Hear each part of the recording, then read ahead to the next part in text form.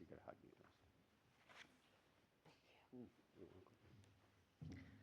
Good morning. I'm going to give you a lot of energy today. I am going to ask you to stand up in about 2 minutes, so everybody get ready and take your shoes off if you want, but here we go. I'm going to talk to you about fitness today, but as my title would indicate, we're going to put a hard rethink on what we think of as fitness and how it relates to our evolution.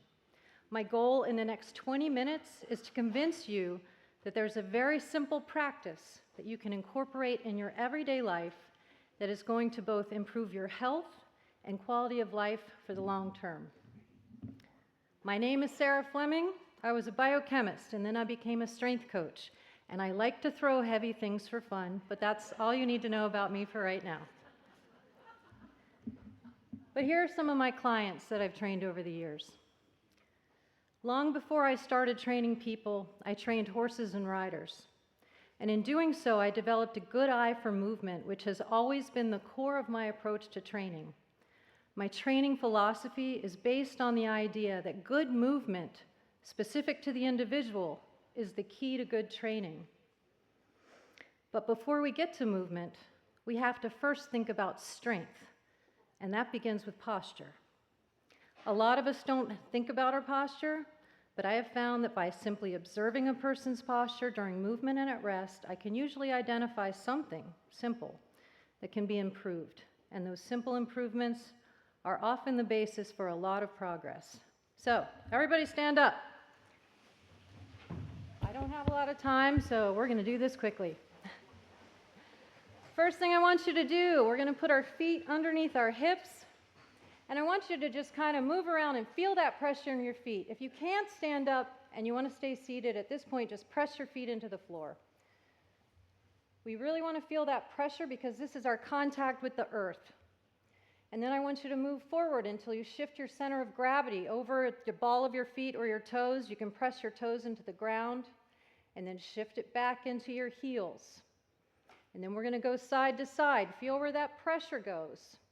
So when we come back to center, when we're grounded to begin this process, I want you to feel even pressure on both feet, and we're going to put that pressure right over the midfoot, which is right in front of the heel, probably just under your arch. So now that our feet are engaged, we're going to engage our legs. Straighten your knees, engage your quads, engage your calves. And then we're going to get up to here. This area, the core, is really important. It's an area where we get a lot of injuries to the spine because if you think about it, we've got a bony protection of our pelvis. We have a bony protection of our rib cage. We don't have anything here except muscle to hold in our organs and support our spine. So in order to do that, pull your belly button in to your spine, push your hips slightly forward, and now feel this. You have a nice pillar of strength and solidity here that's going to support this part of your body. Now, moving up, roll your shoulders back. Slide those shoulder blades down your back. Take in a deep breath. With our core still engaged, you should feel a hollowing here. You should feel your chest lift. And finally, our heads.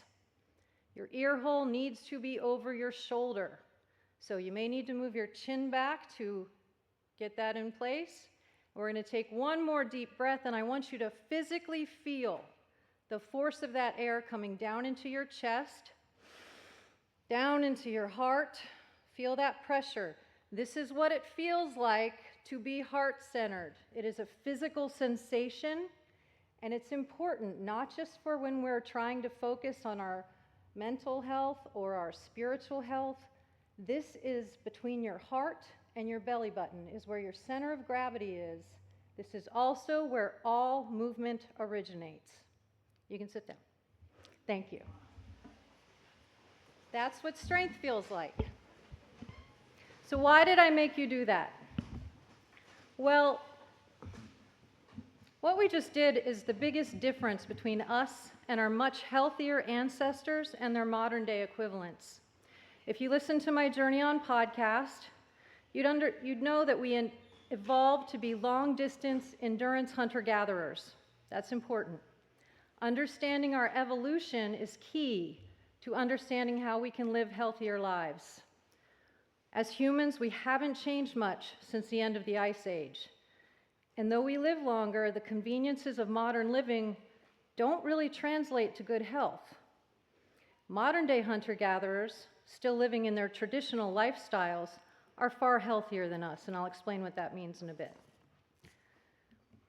So when I started writing my book, Fitness Without Fear, I wanted to explore this a little bit more. I found a researcher, Herman Poncer. He works at Duke, and he's been working with one of these modern-day hunter-gatherer tribes, the Hasda, for several years. The Hasda live in northern Tanzania in East Africa. They graciously agreed to let him live among them and study their metabolism, their activity levels, their diet, and their daily life. And we might think the answer to this is easy. You know, they're more active, they don't have McDonald's, they don't lay on the couch and watch Netflix all day, right? But the data was confounding. What Poncer found was that their daily energy expenditure, or the number of calories they burn in a day, is not really different from that of your average sedentary Westerner. That means that a hunter-gatherer my size burns about the same number of calories in a day as I do, even if I'm sitting at an office desk all day. And why is that? It's because most of our daily energy expenditure, most of the calories we burn, don't go towards our exercise. They go towards maintenance and repair. And the less healthy we are, the more of those calories get devoted to that process. And why doesn't exercise increase our daily calorie requirements significantly? Well, we evolved to be endurance athletes, so our metabolism is really, really efficient. The more activity we engage in, the fewer calories we end up needing. And this has actually been shown in long-distance runners after the first few weeks of training. Even when they double or triple their daily and weekly mileage, their calorie requirements don't really change that much. So what else is different? Maybe it's the nature of their exercise. Maybe they're doing something we aren't. Well, the Hasda agreed to wear activity trackers, and that data showed that they were, at most, engaging in about 85 to 115 minutes of moderate to vigorous activity a day. So that sounds pretty good, right? But they also rest about 10 hours a day, and that's not counting sleep. So again, not much different from your average office worker who goes to the gym for a workout in the morning and may do some house or yard work in the evening or play with their kids. But there's one more way that we're different. Another group of researchers, headed by David Rakelin, found that obviously the Hasda rest very differently than we do. They rest in active postures, active positions. They don't have couches, they don't have office desks, they don't have vehicles. Kneeling, squatting, standing, changing positions on average of every 15 to 20 minutes is how the Hasda rest. So the Hasda muscle tissue is activated almost constantly, even when resting, except during sleep. We sit in chairs. Our muscle tissue is passive, unactivated for large portions of our day. So let's talk about the health problems the Hasda don't have. I'm going to bring up the first one that we might think of, obesity. And I bring that up because although a lot of folks think that is the cause of Western diseases, and what I mean by that is cardiovascular disease, high blood pressure, high cholesterol, it's not. It certainly doesn't help, neither does smoking, poor diet, or stress. The main cause of Western disease is inactivity, unactivated muscle tissue, and it affects multiple organ systems. The reason we know this is because if you go into a hospital or a care center where people are on long-term bed rest, you're going to see the same problems. You're going to see insulin resistance, glucose intolerance, high cholesterol, cardiovascular disease, high blood pressure. You're also going to see muscle weakness, lack of balance, muscle loss, blood clots, constipation, anxiety, depression, and insomnia. And, maybe bed rest patients aren't that healthy, but you know who is? Astronauts. In fact, they're incredibly fit. They have to be to endure the rigors of spaceflight. They even exercise in space, but they get the same problems. It's not the lack of movement. It's because in a zero-gravity environment, it's almost impossible to activate our muscle tissue the same way we do on Earth. So, let's go back to evolution. If we were like our red panda friend here, who sleeps all day, we'd be fine. but our evolutionary path was different. If we lived 5,000 years ago, we'd be walking long distances as soon as we could by age 2 or 3. We'd be helping our parents to forage, to hunt, to farm. We'd play, we'd dance. This constant movement and interaction with our surroundings as our bodies grew and developed built the strength our species required to function as intended. Now we have strollers, we have school desks. Some kids play sports, that can help, but they tend to be highly specialized and just don't make up for the hours of sitting still. Without the activity we evolved to need, our posture changes, our movement changes. We do not build and reinforce our strength simply by living. Over time, we struggle to support our own bodies through daily tasks, and as we do less and less, we become more and more unhealthy. But all is not lost. We can adapt to be healthy in this modern lifestyle by learning one thing. Strength is a skill that can be learned and practiced. It starts with awareness and by exerting force to resist gravity. Resisting gravity is medicine.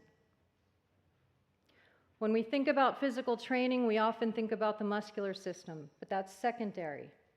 The brain learns first, the body learns second.